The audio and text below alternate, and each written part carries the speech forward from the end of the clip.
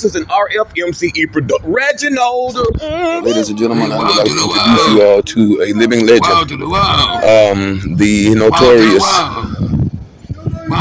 Walmart is his name. And you are about to see what I was describing in the last segment that is a part of the Reagan administration relief on Hey, you got, nigga. Be quiet, sir. I got you. Be quiet. Go on the word then, back. No, I ain't in no hurry. Go on up. I ain't in no hurry. I was just doing the documentary. RFMCE production. But man, will you shut the fuck up? I ain't talking to you, man. Okay, but I'm talking to Willie. Will you please? Okay. All right, man. All right. Hey, wall to the wall. Say wall to the wall. Wall to the wall. Wall to the wall. Wall to the wall. Wall to the wall. Wall to the wall. Wall to the wall. Wall to the wall.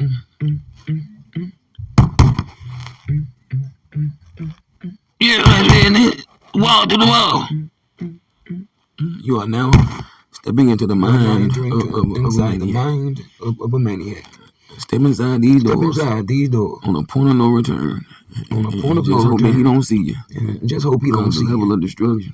The level of destruction is unlimited. House, you'll see that it's usually somewhat like a yard sale. And you'll find everything you need here, a number of household accessories, and as you know, as air freshener so strong, you know, I'm talking about when you can't take it to a bedside commode when you can't make it. But you got Martha Stewart, his version of Martha Stewart living is Martha Stewart don't live here no more. You know, as you can see, it's what I call a zombie green or like somebody who was a big fan of MASH. And as you can see, a World War hero with the flag waving out the window, like don't drop another bomb on us.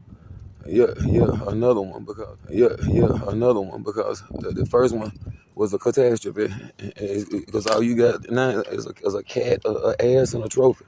But what they call it the one-stop shop because you know it'll be your last time coming more than likely, and then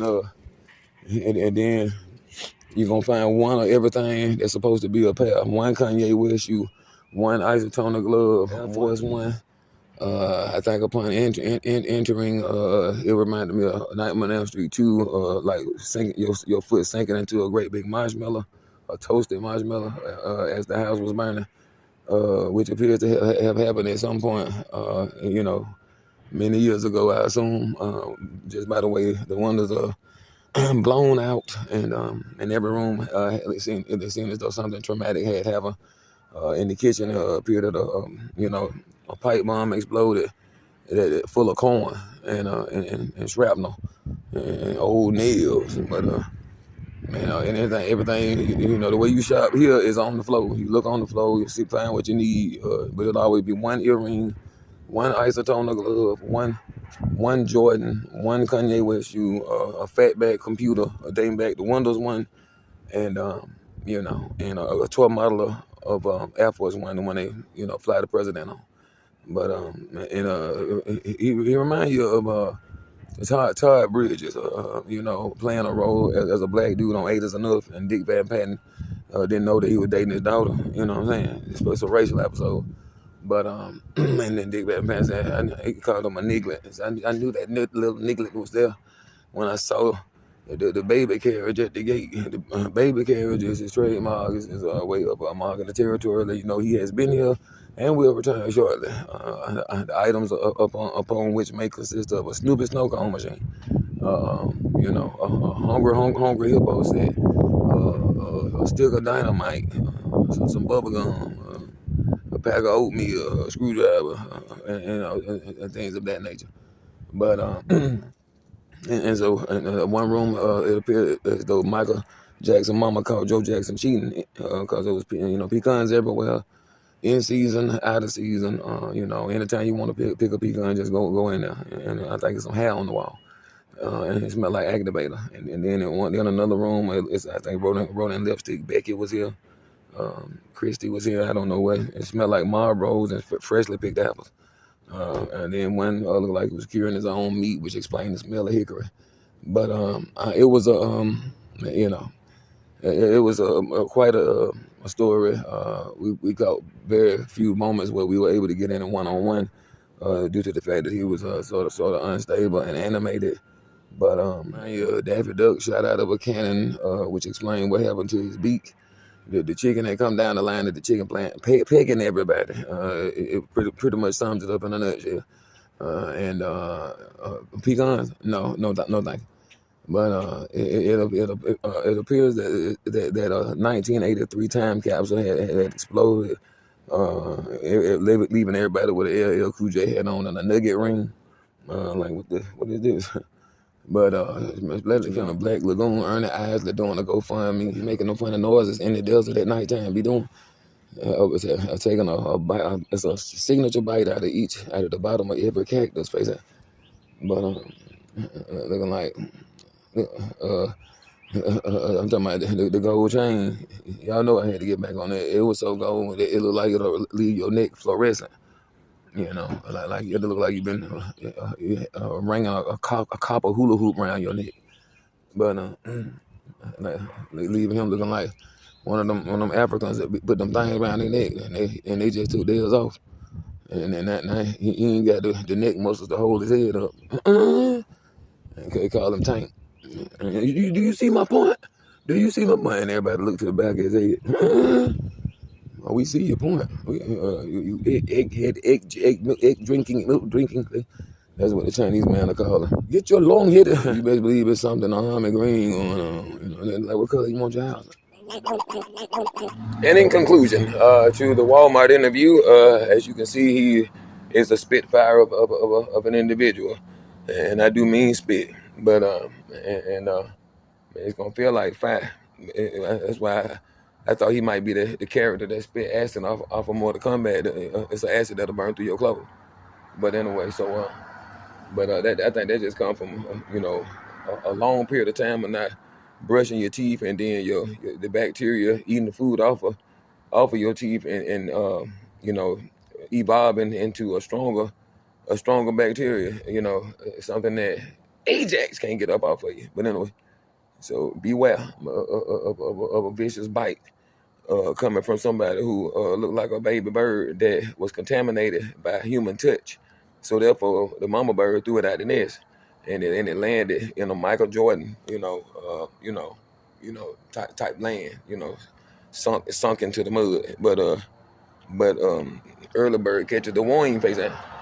But he looked like he put the G in ugly, and but then he want to correct you, talking about it's a T, and then call me stupid with a T on the end, and and the only thing I could think of was buckwheat said ote, kind of reminded me of a girl I dated once who talked like Scooby Doo.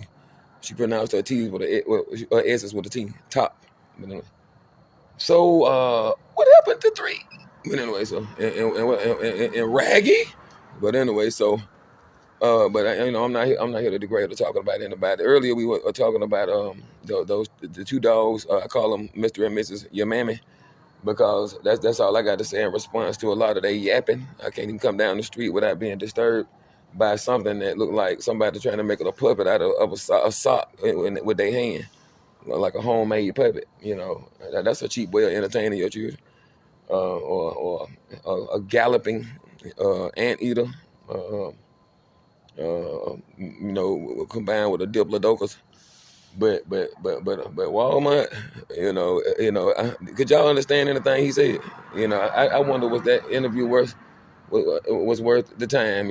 I felt like it was pointless. We got absolutely nowhere with him. I really couldn't understand nothing he was saying.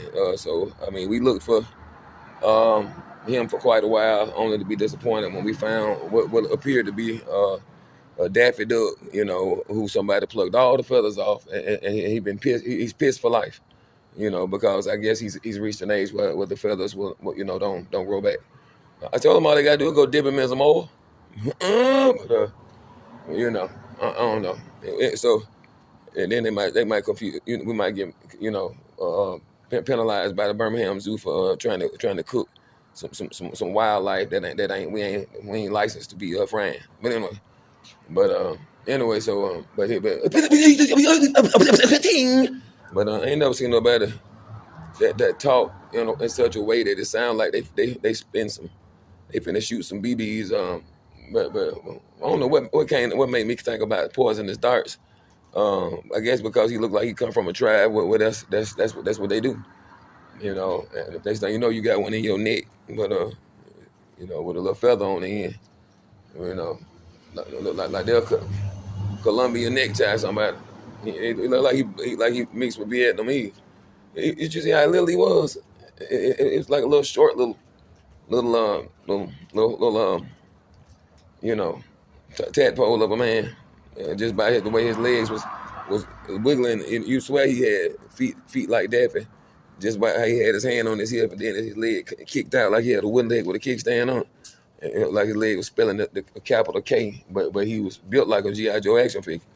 Them action figures we couldn't stand at charity because they couldn't stand. They would not stand up.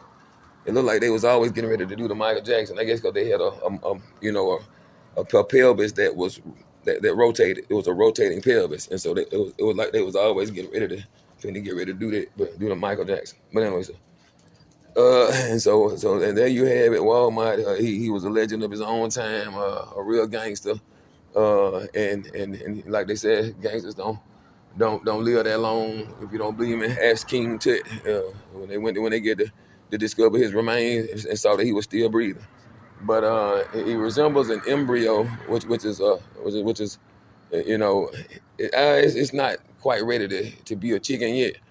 What you have is a baby, somebody, because then the results of trying to bypass, time, in the process of a natural development. So he stuck with a pot belly that you can see the contents of for the rest of his life. But like he looked like some wet rub, but like the that Obey. Let me get the wet rub with the Obey, but no, call it eBay. Because he looked like he come from the same tribe that Idi Amin come from, the tribe of Uganda. But if that don't sound like a tribe, boy, a people, boy, that'll make you, that'll just terrify you, to wake up in a theater full of them. But he looked like the gremlin that she caught in the microwave. Like the last thing they saw him doing was the tick. They're like, I don't think he's supposed to be in there. I don't think he can withstand the radiation. Like he was a test dummy for banquets, for frozen dinners, just to see how the public would react. And only to discover that he had been suspended in formaldehyde for so long that he left a pickly taste in everybody's mouth when he left the room. But that was a pickle jar. But I told y'all, boy, y'all better be careful what y'all be crossing these things with inbred and stuff and cloning for folks and that's supposed to be Ralph Tresman or something. But whatever it is, it looked like it got a tongue about 6 feet long. I was wondering why every time the mosquito man come, you never see him. He'll vanish. Like him and the mosquito man are like two opposite poles of a magnet. Like you never see one both at the same time. Like they go to mosquito man turn and he was gone. And then one time we was jogging. These are just some suspicions that were created over the years just by when I look back, and remember how I don't think he was fanning gnats. I think he was eating them. I think I caught him eating gnats out the air.